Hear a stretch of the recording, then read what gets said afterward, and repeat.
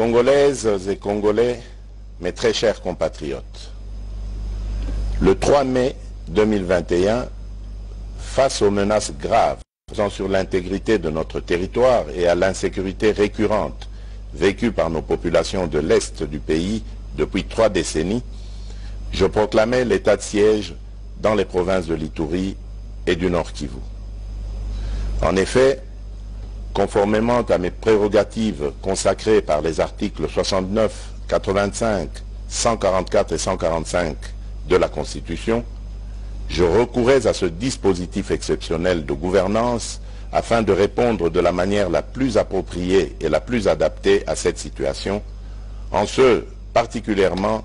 dans la nature des actions à entreprendre dans ces zones opérationnelles où les ennemis de la paix devaient de toute urgence être affrontés et l'autorité de l'État restaurée. À situation exceptionnelle, mesure exceptionnelle. Il demeurait limpide que la mise en œuvre de ce dispositif s'accompagnerait d'un régime restrictif des libertés publiques,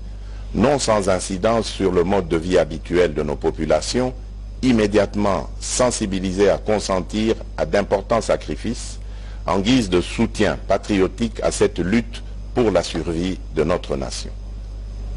C'est pourquoi, 2 années et 4 mois après l'entrée en vigueur de ce régime d'exception, aux conséquences tout aussi exceptionnelles sur le quotidien des populations sur terrain, et à la suite de plusieurs rencontres avec des sénateurs, des députés nationaux et les députés issus des 2 provinces, ainsi que des rapports de mission d'évaluation effectués par le Premier ministre, j'apercevais clairement le besoin d'une réflexion approfondie impliquant tous les acteurs concernés sur la question en vue d'obtenir les recommandations les mieux indiquées au sujet de la situation juridico-politique rencontrée dans ces 2 provinces. Cette réflexion devait toutefois avoir lieu tout en veillant à préserver les avancées significatives socio-économiques, politiques et sécuritaires acquises par la gouvernance militaire de l'état de siège. Face à la prolongation de cette situation exceptionnelle et soucieux de prendre en compte les aspirations profondes du plus grand nombre de forces vives de la partie est de notre pays, j'ai donc instruit le Premier ministre d'organiser et de convoquer une table ronde politique sur l'évaluation de l'état de siège dans les provinces de l'Ituri et du Nord Kivu, organisée du 14 au 16 août 2023 à Kinshasa. Cette table ronde que j'ai voulu inclusive a connu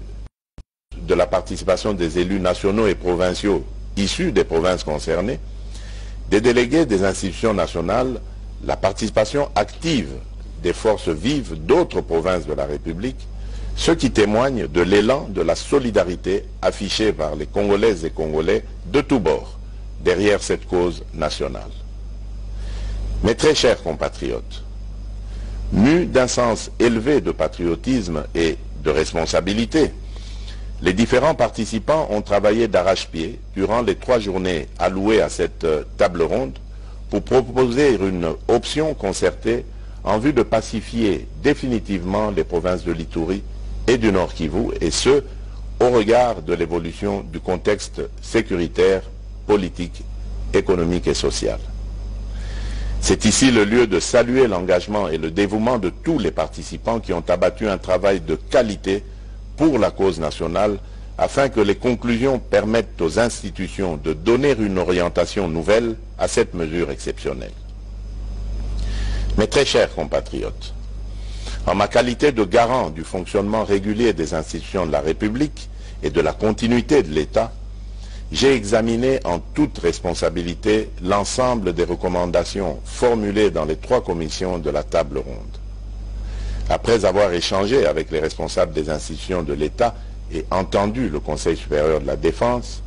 j'ai pris la ferme résolution de conduire, sans atermoiement funeste, mais sans précipitation inconsidérée non plus, les populations des provinces de l'Ituri et du Nord Kivu vers un allègement progressif et graduel du régime de restriction de l'état de siège avec les meilleures garanties de poursuite du maintien d'une pression maximale sur les ennemis de la paix. C'est pourquoi, prenant la juste mesure de l'impérieuse nécessité d'un retour sécurisé de nos populations à une vie civile et citoyenne normale d'une part, et des avancées enregistrées au cours de la gouvernance sous l'état de siège d'autre part, notamment l'amélioration de la situation sécuritaire dans certaines zones des deux provinces concernées, j'ai opté, en toute responsabilité, pour la mise en œuvre d'un dispositif transitoire graduel au terme duquel cette situation exceptionnelle devra connaître sa fin. S'inspirant des tendances dégagées des travaux de la table ronde, ce dispositif transitoire consistera au rétablissement de l'autorité civile dans les entités territoriales décentralisées et déconcentrées qui sont déjà sécurisées et sous contrôle des forces armées de la République démocratique du Congo.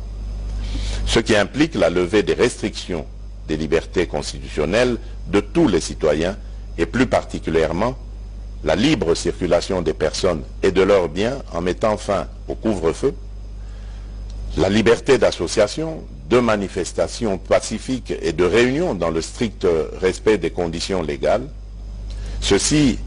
est d'autant plus important que les différents acteurs engagés au processus électoral ont droit à y participer pleinement et sans entrave aucune. Dans le même ordre d'idées, j'engage le gouvernement central à régler sans délai les arriérés d'émoluments des animateurs des institutions provinciales mises en veilleuse par l'état de siège, tel que cela leur est garanti par l'ordonnance numéro 21/016 du 3 mai 2021 portant mesures d'application de l'état de siège. Il va sans dire qu'en plus de leurs compétences matérielles, les juridictions civiles, du reste compétentes pour gérer les contentieux électoraux, recouvrent le plein exercice de leurs compétences répressives, à l'exception de quelques préventions liées à la sûreté nationale qui relèveront, elles, des juridictions militaires. Mes très chers compatriotes, après l'état d'urgence sanitaire, les mesures de ce dispositif transitoire et graduel de l'état de siège nous conduisent dans une nouvelle expérience constitutionnelle de gestion des situations d'exception. Elles marquent notre détermination à défendre jusqu'à la dernière énergie notre intégrité territoriale, notre souveraineté et notre dignité comme peuple. En effet,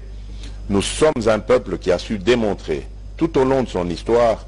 une capacité de résilience hors du commun face à l'adversité pour défendre les idéaux de paix, de justice, de dignité et d'unité. J'invite la population des provinces de l'Ituri et du Nord Kivu à accompagner et à soutenir les autorités civiles et militaires dans l'accomplissement des mesures de ce nouveau dispositif en vue de garantir l'avènement d'une paix durable sur toute l'étendue de notre pays. Que Dieu bénisse la République démocratique du Congo. Merci.